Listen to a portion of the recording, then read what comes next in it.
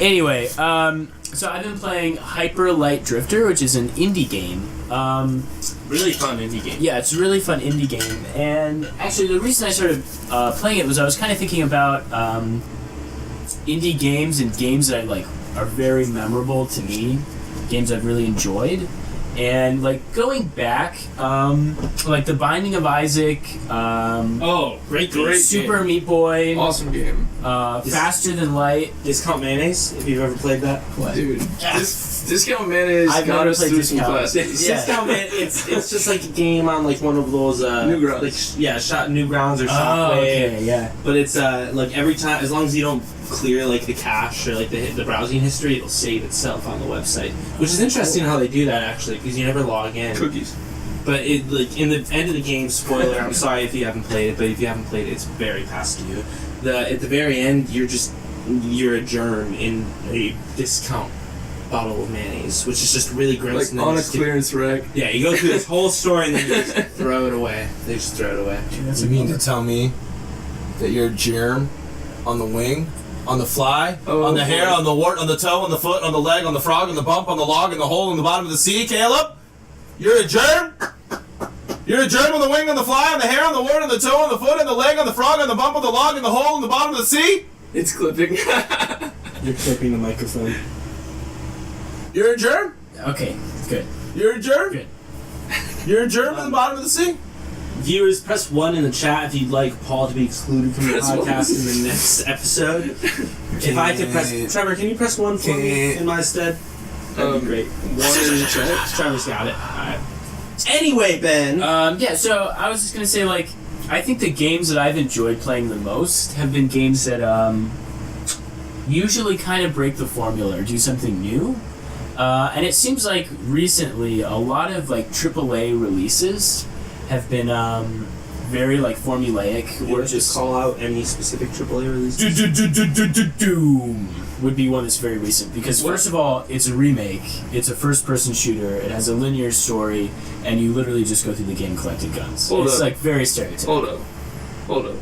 It's the whole point of Doom, though. Caleb wanted you to call out a AAA game that's been really repetitive and going with the same formula over and over, and your first one was Doom. Well, that's the one that's been most recently played, but I really think that game was and you didn't go with Call of Duty or Battlefield, those are or any other that's AAA low game? hanging fruit though. Everybody calls that one out. I disagree with what you say. Doom. I disagree with what you think. What you're saying. I get what you're saying about Doom and how it is, but that's the point of Doom, and it's bringing it.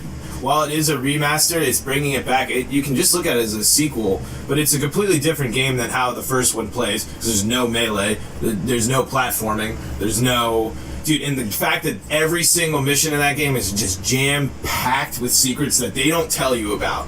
They don't... Well, they give you but here's what I'm going to say, though. The description I gave of Doom, you could describe so many AAA releases with. I could describe, Wolfenstein, Halo, I'm sure there's more. I really just don't play those games. But Call of Duty, Battlefield. yeah, all of those games, it's the same pattern. And obviously it sells well. Homefront? Yeah, Homefront. Wow, Caleb. I didn't know that you could cure AIDS. Caleb Cole. Well, you're welcome. This is on the chat, by the way. Yeah, I was gonna say, Somebody randomly said cured my AIDS. Gave well, you AIDS? Cured. I don't know how to respond. You're welcome, first of all. That's amazing. Yeah, you're He's welcome, a wizard. definitely.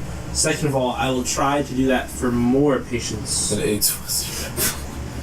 No, An alright. AIDS was- So, what are... So... I think Paul, you probably have a response to this. To the AIDS thing? No, to the AAA games. Yeah, They're, Paul's more of super our- generic. Paul's our single-player video game kind of. I'm not arguing. There's definitely...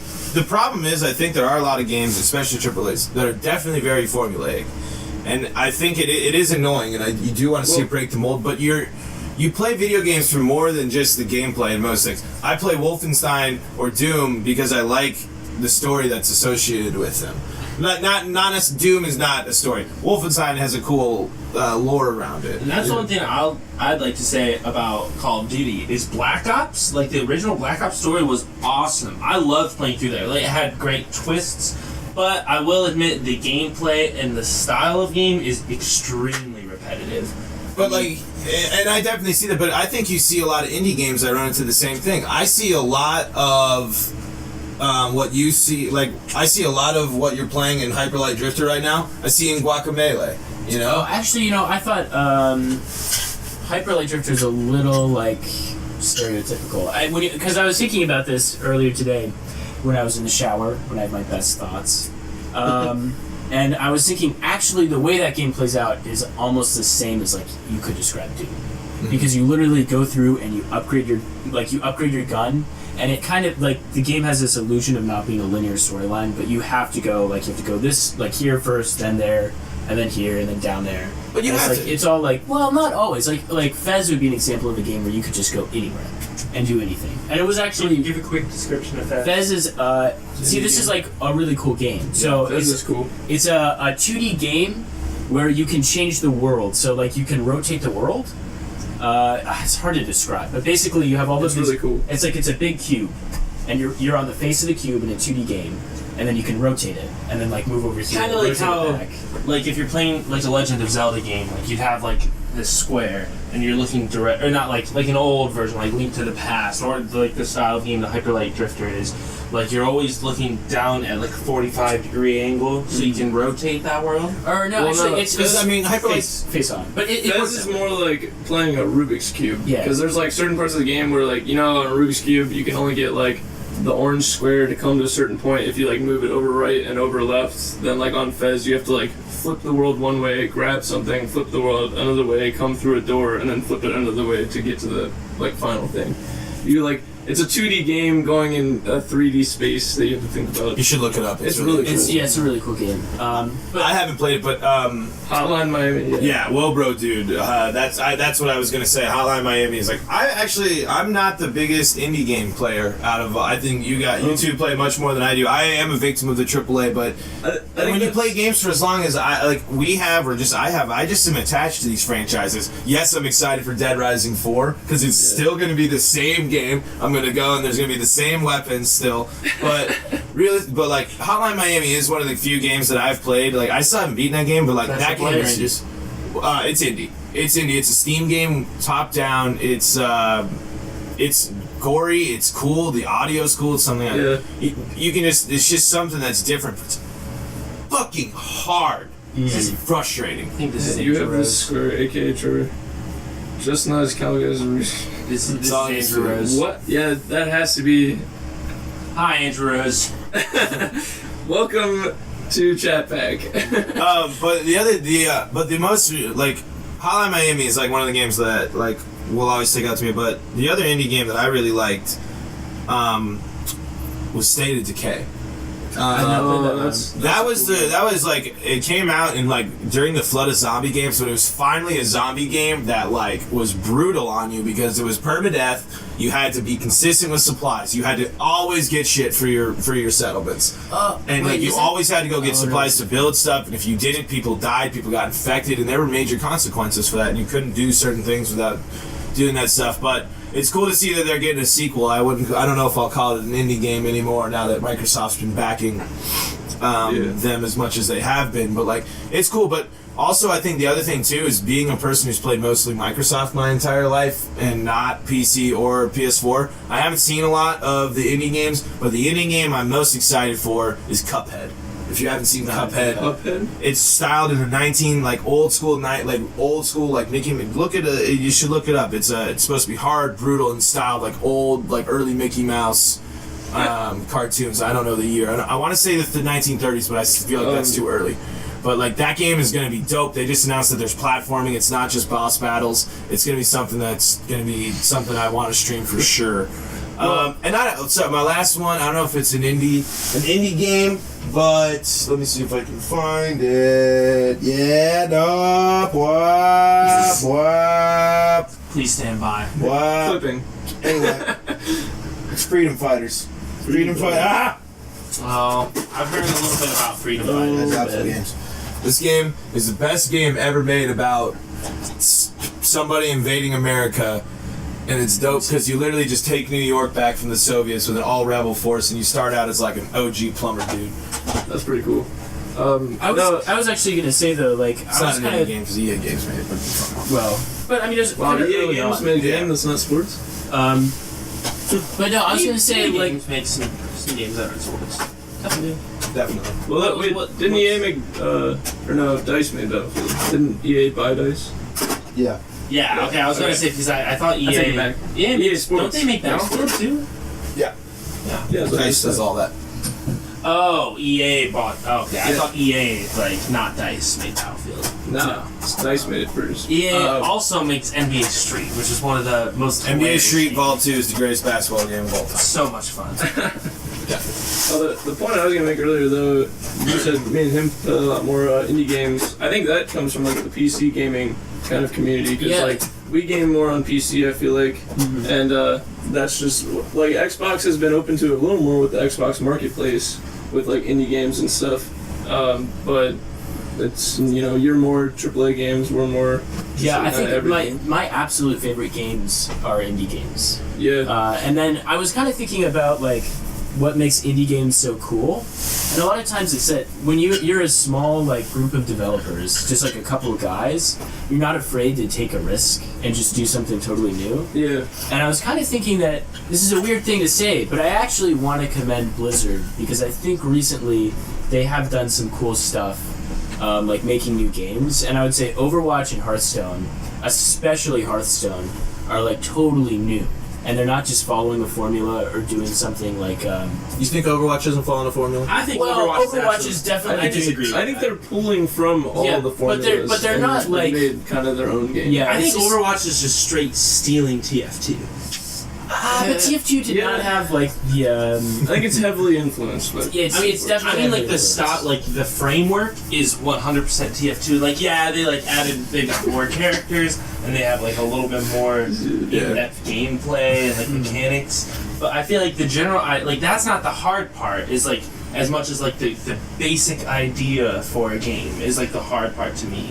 Well, but when you think about like a big studio that's basically living off of an MMO, to go out and say we're going to make a first-person shooter and we're going to make it like maybe one game that's had some success, and we're going to try to carry our franchise with that game.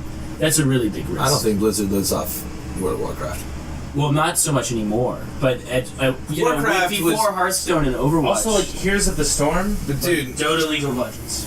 yeah, that was and it didn't. but the reason why that's what I'm saying, I don't think this is kind of different than the indie games thing. But Blizzard, StarCraft Brood War, literally, I mean, StarCraft Warcraft 2 was not 3, that successful either. It was just kind of StarCraft 2 wasn't that successful, but Brood War is a sport in Korea. It was like Brood War was like one of the things that like people started being like, video games are a sport. You're like, yeah, because people watch it in Korea. That's like real, because that's where video games are just like bigger. But like, this is a side topic. I just disagree with you that Blizzard's been banking, because World of Warcraft came after Warcraft 3, after StarCraft, after Warcraft 2. Oh, I see after what you mean. Well, no, they haven't totally like subsisted off of World of Warcraft, but it's one of their most yeah, popular games. I mean, it's like the #1 seller in PC gaming. I mean, it still consistently has like 10 million people. yeah, and they're all paying subscriptions to play that game. Like they're making so much money, and if you want to keep a company like at that level, you have to have a cash cow. At the same time that Overwatch launched, there was like 2 other games that are almost identical that launched. Battleborn. Battleborn, and I think there's like one other one called like Heroes of something, and they both have just tanked because the Blizzard machine has just pushed Overwatch to everything. Yeah, Like they really. Overwatch, I didn't even like play or look at a single thing that was Overwatch, and it was a part of my life every day because I would see a commercial for it, or I'd see a bunch of shit on Reddit about it, or something would pop up on Twitter about it. Like, If there's one That's thing Blizzard. Blizzard does well, it's they advertise the crap out of their games. But honestly, half the advertising was coming from the players. Yeah. I mean, like the content on Reddit. Although I know that like there's some corporate plugs and like Yeah. people, like a corporate person could come in and They make a mostly right work for Hillary Clinton, but like, Yeah, honestly, let's not get into that one. no, yeah. Wobro Dude said earlier that indie games usually have a better, are more interesting art direction than AAA games. Absolutely. Yeah, I that's- agree with that. It's a good example in Hyper Light Drifter. Yeah, I really Guacamelee. I love the art. Guacamelee is so cool. Fez as What is well. Guacamelee? Guacamelee is this cool game when you're this like souped up Mexican wrestler that goes in between the world of the living, and you'd actually like takes place in Mexico, and you just beat the shit out of really big monsters and stuff. It's really cool. Never got to beat that game. Mexican students and all of a sudden I like it. You've been enthralled with Latin American culture and South American culture. It's got a lot of that like twang and a lot of references to stuff that sounds like it interests you. You dingus. TF2 is not pond water. It's better than that. I would say. But I don't think he was making a comparison. I think he was just he said I You drank just- pond I water. drank pond water, Team aka Team Me Fortress. too, on accident. It's no fun. Fortress 2 is pretty fun. Yeah, I agree. It gets kind of boring. What's your favorite indie game? Um, You don't have to do favorite. Does but some IDAR of your count as an indie? Yeah, Yeah, IDAR yeah. definitely. Talking about a game that breaks the regular bounds, IDARB, hashtag IDARB, stands for excuse me. It stands for I Draw a Red Box, and what they did to create this game. Wait, that's what that stands for? Yeah, and what they did to create this game is they made a Reddit post and a Twitter post, or one or the other, and they just took all the comments, and the question on the post was, what do you want this game to be? And they just took all the comments and the info, and somebody said, should be, have a goal, or should be sports oriented like FIFA, and then somebody said it should have jetpacks, and somebody said it should be on ice or something like that. And they eventually just took all this, and then I'm sure put their own spin on it, and gave you the game IDARB, which is very cool. which is very cool, and it's very cool that I'm currently winning in IDARB against Paul here. The score is currently 29-21, Marathon, not a sprint. Is it- field. which I'm winning. Is that 21 or 24? It's 21. 21? Well, 21. It's alright.